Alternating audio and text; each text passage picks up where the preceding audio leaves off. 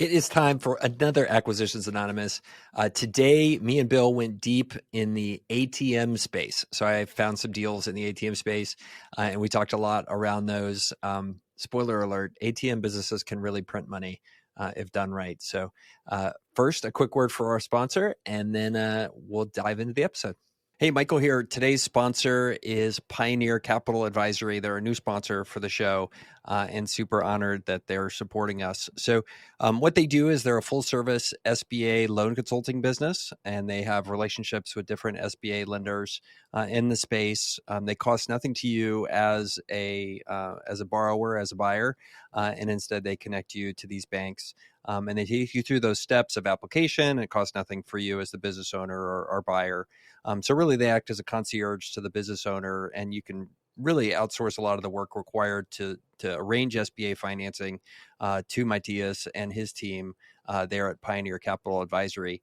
So if you're taking a look at SBA as a potential for you and you want somebody to help you through that process and be fully aligned with you in it, we definitely recommend giving Matthias a call or an email, and you can find him at Matthias, Matthias.Smith at pioneercapitaladvisory.com. And again, thanks to Pioneer Capital Advisory. You can find them at pioneercapitaladvisory.com. And for anybody pursuing an SBA loan, definitely a good option for you. Reach out to them. Thanks. Michael, we have got a very fun deal today that you brought, and I have never evaluated a business like this. So I'm psyched to hear what everybody thinks. So let's just dive into it. I'll read it, and then I want to hear your take. You told me before we recorded that you've got all sorts of things to say, but you weren't going to tell me until we were live. Well, I may have just one good thing to say, but I think it'll go down some rabbit holes. And I think there's a good learning experience from this one. So that's why I like this one. But what if I told you things that we got on most episodes, right? So yeah. What if I told you there is a brokerage that specializes just in ATMs? So buying and selling ATM machines and routes for those. And it's called atmbrokerage.com. So as I was searching for cool stuff to talk about, one of the things I wanted to talk about was Bitcoin ATMs, because I think they're super interesting. And I found that there is atmbrokerage.com, and I found a deal there that's for sale. So I pulled up the teaser. You want to go ahead and read this one? Yep. So this is the Boston-based ATM route for sale. So the ATM business for sale, they want $1.75 million for it. So this is a Boston-based portfolio of 201 ATM machines that they operate, and they have with approximately 70% location agreements. And I don't really know what that is, but maybe Michael does.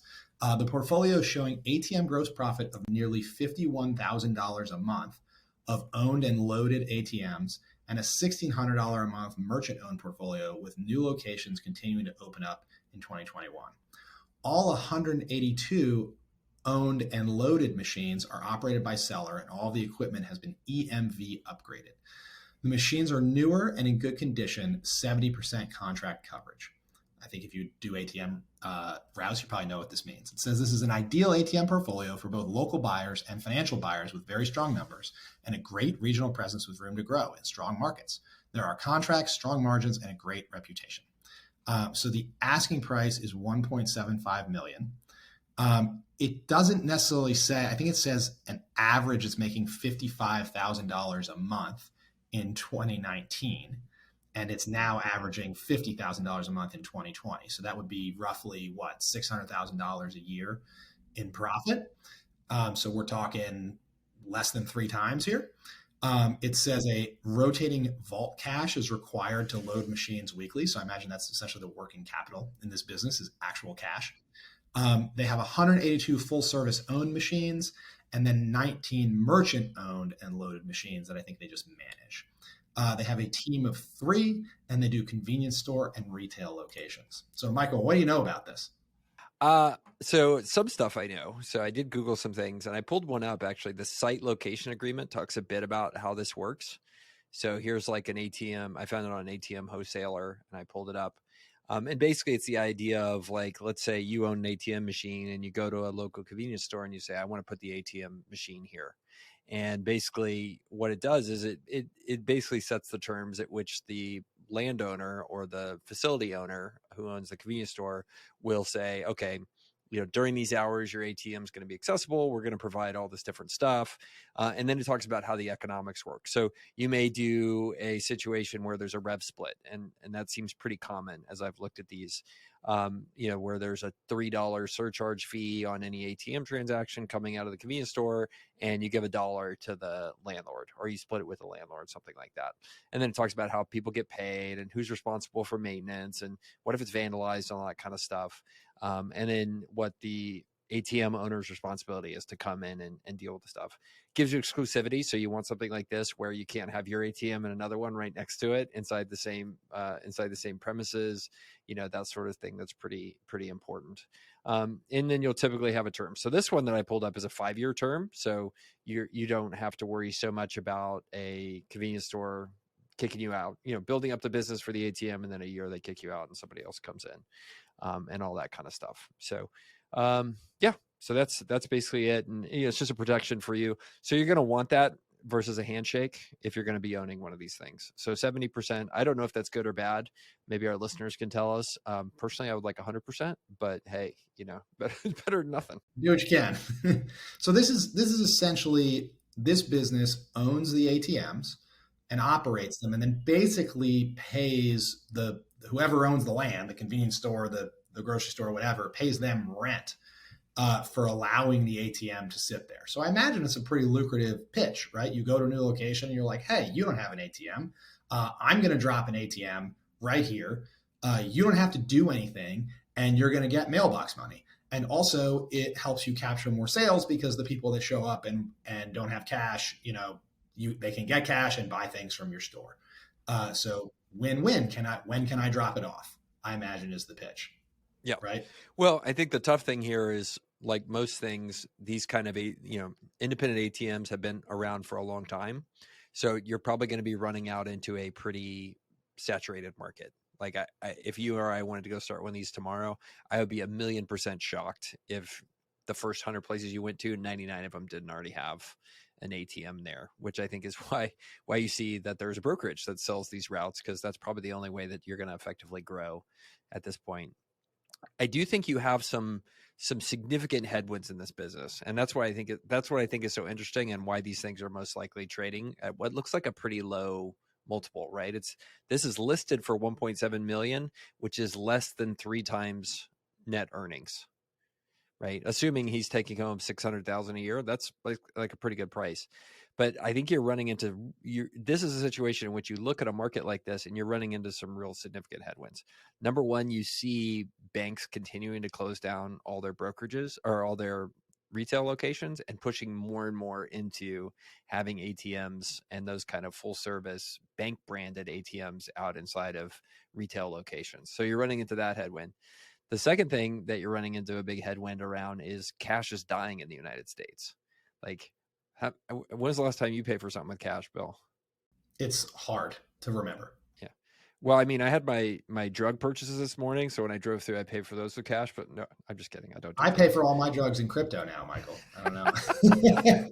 You're a dinosaur in one another way, paying with cash. Yeah. Well, I mean, it's interesting because it's interesting because with crypto, we still don't know who invented Bitcoin. And there is one theory, actually, and this is a crazy tinfoil hat theory, that the NSA actually created it because the government, by and large, doesn't want us to have cash anymore. And you see how they're doing it. Like $100, when I was a young person, a $20 bill used to be pretty useful. Now, like, you need a bunch of them just to pay for lunch. And, at a certain point, they're not making $500 bills anymore. Or they're not making $1,000 bills anymore. So at a certain point, cash is becoming less and less useful, and they want to push everything to be digital. Anyway, that's total tinfoil hat stuff. But the point is that more and more stuff in the US, cash is disappearing as a mechanism for transfer and mechanism for payment. So there's a headwind there for this business. The third one, which I think is super interesting, is that, part of the reason that cash is going out of favor and that the government wants to get rid of it is because it's being used for money laundering a lot. And there's been a whole rash of Bitcoin ATMs come up. And this listing doesn't have them, but I think some of the other ones that I've seen had a bunch of Bitcoin ATMs. Are you familiar with these, Bill? I have seen them. Yes, I'm not familiar with the business model. Probably great. So basically the way it works is it's a regular ATM, and you show up, and it's a cash to Bitcoin network bridge. Basically, so you show up and you say, okay, I want to put $1,000 in on my wallet, right? And here's my wallet, and I want to put $1,000 on that wallet and have it show up on the Bitcoin network. And then somebody on the other end can show up with that wallet and transition that into cash or transfer that Bitcoin around, right? So who do you think that would be very useful to say, go to a border ATM or a Boston ATM and put $5,000 onto the Bitcoin network, untraceable, unnoticed? Who do you think? What business do you think might be very interested in that? It's a cash heavy business. Yeah, I can imagine a lot of businesses that would love to easily turn cash into Bitcoin anonymously. Yeah. Well, they sell things like cocaine and heroin and things that, legal stuff, right? So that's one of the things as I started to look at these businesses was, and I found an article on it. I'll pull up here for those of you on YouTube. Bitcoin ATMs. Here's the headline. Bitcoin ATMs allow users to tap into cryptocurrencies easily and are quickly popping up all over, and cyber criminals are taking note. So, drug dealers will go find these crypto kiosks, crypto ATMs, and they'll use them with a bunch of, I think they call them Smurfs. It's like this idea of like, you just send these people whose whole job is to like run around and deposit the maximum amount of cash on all these ATMs, and they just drive around all day. That's all they do. So I think that's the third headwind for these deals is, so number one with ATMs, the banks are coming after you. Number two, cash is dying to some extent. And number three, you have a regulatory risk that's really significant. So anyway, that was the so what. It's like, oh, okay. Like you would think that with crypto and all this stuff, you would be able to start to develop a bigger business. But the problem is at some point the government's coming for you. They just are. Yeah, that's tough. So here, more than half, the article said more than half of the 36,000 Bitcoin ATMs in the United States do not require photo identification to conduct transactions from $250 to over $1,000. So you may be in a situation here where it's like, a lot of the crypto potential for growth, and some of these listings have cryptocurrency kiosks. You may be shut down very quickly. I think I'll take the over on that. But in the meantime, you're probably printing money because you don't care what the price of Bitcoin is. You're just like charging a spread. I have heard secondhand some of the numbers of what these Bitcoin ATMs are doing on a day-to-day basis down by the border of Texas and Mexico, and they are ungodly, like just ungodly numbers, hundreds of thousands of dollars a month in fees to get this stuff. Because unlike cash, which is connected to the US like banking network, where your fees, there's some fee pressure there. These guys who are laundering money, they're totally fine to take a 10 or 15 or 20% or 50% cut on the amount of cash they put in there. So it's ungodly. Now, buyer business fit, I'm probably not the right person to get involved in anything related to money laundering because I like to sleep at night and it's not as much fun. But the stuff I've heard about this is just unreal. At some point, or if any of the listeners have seen kind of some of the economics of it, it would be great to hear from y'all, and we could talk about it in a future episode. That being said, right, so all that being said, and back to the cash ATM business, if you can buy this at the right price and you just kind of, it's like cigar butt it, like eventually this is worthless, right? But you buy this at the right price, this could be a very nice, you still got to deal with your rabbits running around town, reloading cash, getting robbed, skimming off the top, like all that stuff. But if you can figure out the ops, I bet this could be a very nice stream of cash flows, assuming you know how to do this. Yeah. I would be shocked if they talk about this, the rotating vault cash. You have that. But yeah, then you got to deal with the runners of the guys going out to deal with the thing and stuff like that. It's the same problem you have in the vending machine industry, right? Where you got to be worried about theft and how many of the coins never make it back from your pickup back to the office, and how many times are the people putting their own products in your vending machines and ripping you off as the vending machine owner, all that kind of stuff that happens. But I got to imagine there's ways as you dig into a business like this where a lot of that's been solved, that you can make sure this weekly team of 3 that's going around filling up cash, they are not robbing you blind, which would be good. So let's talk about this particular deal. What would What would be things you like about this deal? I think we like that there is this contract coverage. They seem to talk about that. That gives you a sense that you're going to be there for a while in most of these situations. What else do we think is appealing? New machines. That sounds good. New machines. So I think that's really key because and they kind of touch on it here that these machines have been upgraded with EMV already. There's definitely a CapEx at some point, like your machines go bad. I expect it probably they depreciate pretty slowly, but I think eventually you got to replace these machines. So if you were looking at a business like this, I really want to know how long until I have to replace each of my machines and project that out because that's not going to be in your EBITDA, right? That CapEx. And I guarantee you the seller isn't going to help you understand that. Like they're not going to they're going to bake that into the cash flow multiple you're paying. So I would definitely try to understand that. But I do like that it has some scale. It's got 182 full service owned equipment plus 19 merchant owned. Like this is not like 3 or 4 ATMs. This is an asset with scale. They probably got processed. They got a team of 3. Like it's happening. This is a real business. Like you're not driving around in your truck with briefcases full of cash reloading it. This is a real business. I do like a lot that this is in Boston. And, I know I've pooped on Boston a lot. By the way, I was there for most of the month of July. So they're really nice people. And they are building stuff. You just, not that much. They need to build more houses in Boston. But anyway, I think this is a good market where unlike say a Phoenix or a more Southwestern kind of Texas style market where I think in Boston you have an interesting dynamic where a lot of the independent markets are to be found across the city because of the old style architecture that they have and the old style urban planning. You will go to very nice neighborhoods where there are these independent mom and pop bodegas, and that's a good thing. It's kind of this New York effect that I think, you in Charlotte, me in San Antonio, you don't really see that. Like the independent gas stations are the ones kind of on the rough side of town. And you have a situation here where potentially there's some upscale, high dollar value stores that you're able to do kind of throughout the entire city, not just on the bad side of town. Yeah. I mean, I don't know this industry, but I could see how some people would really like it. Yeah. Well, it's interesting. I am very curious to see if Twitter finds this at some point, right? You know how Twitter found kind of self-storage and then Twitter found, found strip malls. Yeah. So if you want to be ATM guy, a car dealership guy, ATM guy, strip mall guy.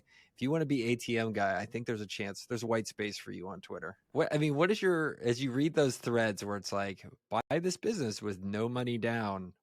What's your initial reaction to it?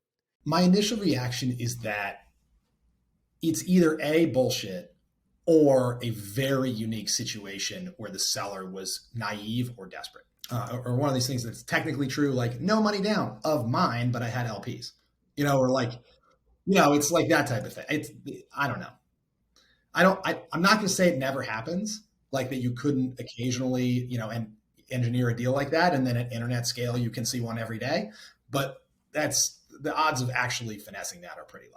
I have to imagine. I'd be curious for somebody to do this. This just smells like all the dynamics of a red ocean kind of marketplace or market where some people have carved out very profitable corners of it. And like, it feels like, well, the merchant processing business. Have you ever looked at the merchant processing business? For the listeners, the way it works is there are the big networks, Visa, MasterCard, Amex, Discover in the US, and they do the behind the scenes payment processing, and they connect with the banks to provide credit cards for you. So if you have a Chase card, they partner with the Visa network and stuff like that. And Visa and MasterCard, they were originally produced as consortiums by the banks, and they are public companies now. They're independent, and they are perhaps some of the best businesses in the history of businesses. It's up there in the Apple iPhone business type stuff. And like the Visa business, I don't know if you've seen this, Bill.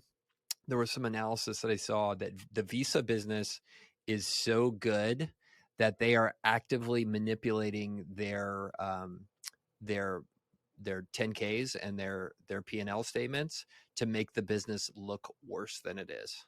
When was the last time you ever heard of a public company doing that? But like they're putting stuff into CapEx that should be OpEx, like playing all these games to make their business look less profitable. Like very interesting stuff there. So anyway, back to how merchant processing works. So that back end network is owned by Visa, MasterCard. The banks do their part, card issuance and all that kind of stuff, and run their businesses there. The airlines do their part by providing the funny money in terms of airline points, right? And that kind of stuff. And then at the retail side, there are these folks whose job is to be merchant processors, to go in and find retailers, whether they're online or they're companies in the physical space. And they actually are the ones that provide the machines. They do all that kind of stuff. So there's a Square and some of the other guys that do this. And then there are small mom and pops where it's like one guy and he has a portfolio of like 5,000 point of sale machines at all these different companies. And it is the reddest of red oceans where these guys are just always emailing you, scraping by and all that kind of stuff. And my point is this smells like that type of dynamic, right? Where somebody's making big money on the back end, making the machines. Somebody's making big money running the ACH network in the back end where the banks are getting the cash out. And then on the front end, these guys are doing pretty good, but they're having to fight for every inch of ground as they start to build a business. Yeah, I mean, it's easy, right? Like Michael's ATM is going to give them 20% of the revenue. I walk in, it's just an ATM. What is my only way to differentiate is to give them 21% of the revenue, 22%, right? And it's just this incredible attrition, red ocean, race to the bottom. I'd be really curious what the splits on market look like. They probably, I mean, this could be a situation. It's that 50,000 a month is half of it's going back in rent. You just don't really know, but this is ATM and ATM net. That's net. That's net. Yeah. So I hope that's their net, but you never know with some of these guys. I mean, it could be depending on the strength of the contract too. Like maybe the contracts are the whole ballgame. Like that, even if I offer the gas station a better revenue split, they're tied into Michael's ATM company for another 3 years, and they can't replace me. So I imagine that gets really key. Yeah. Well, I loved that contract that I pulled up, this site location agreement. I love that it just had hardwired in there a 5-year term. That was great. Like as a person who's a tenant, yeah, that's great. You're going to build up that business, then you get there. This one actually says, upon expiration of the initial term, the agreement will automatically renew for subsequent additional terms of 5 years each on the same term, unless it's canceled by written notice with at least 90 days prior to the expiration of term. So free advice for anybody who's a tenant. You want your leases to say this, right? Especially if you're a business. So the way lawyers will often write leases is it's 5 years with a 5-year option to renew. And you are required to give written notice that you're renewing. You don't want that. What you want is you want your lease to say, we're renewing automatically unless I tell you I'm not, because invariably you will forget. And Bill, I don't know if you're familiar with this story. Do you know the Park City, Utah ski resort story, how Vail ended up getting it? No, I know that Vail bought it probably 10 years ago. So I'm a ski nerd. There in Park City, Park City, Utah is the biggest ski resort in the United States by land area. Okay. And so what is interesting is the reason it got so big is there was the original Park City Resort, which is Park City Town. And then down the road, 5 miles down the road, was another ski resort called the Canyons. And Park City is owned by Vail. So Vail Corporation, the biggest ski operator in the world. Vail and Park City Inc. kept trying to buy the Canyons, but it was owned by a local family. And they kept saying, screw you, we're not going to sell. So Vail was really smart. Vail went and the way these ski resorts work is they don't actually own the land. They operate on a long-term lease that has options with the Park Service. So then they all rent from the National Forest. So the way that lease was written with the Canyons was the Canyons operator had to notify the Park Service they were going to renew. Guess what they didn't do? They have hundreds of millions of dollars of equipment invested in it, and they forgot to renew the lease on time. Vail Corporation sent in a request to take over the lease and become the owner of that part of the thing, because their plan was to connect both resorts together and make the biggest resort in the country. And so it went into a court thing, and the owners ended up selling when it settled for a good amount of money, but they probably left $250 million on the table. Just by forgetting to send the notice. Just by forgetting to. So take away from this, if you sign something with options as a tenant, you want your options to renew automatically unless you notify. That is a huge lesson learned. Huge lesson learned. Cool. All right. Anything more about ATMs? It's a fascinating market. If you decide, and you're a listener, you decide to become ATM ownership guy on Twitter, let us know. We will follow you. We will retweet your threads about how you can use Bitcoin ATMs to help drug dealers. And we will, I'm just kidding. Please don't get in that business. But we're definitely interested in this business. It looks super interesting. It sounds like it has a lot of the same dynamics of some other kind of painful markets we're in, but at least looking at this one person, they've been doing pretty well, Bill. I mean, 600 grand, Yeah. it looks like 100% return on invested capital. Let's say they have 200 machines and they're $3,000 a piece.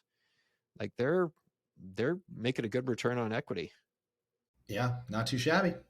All right. Anything more? That's all we got. Another great episode of Acquisitions Anonymous. We'll see you guys next week.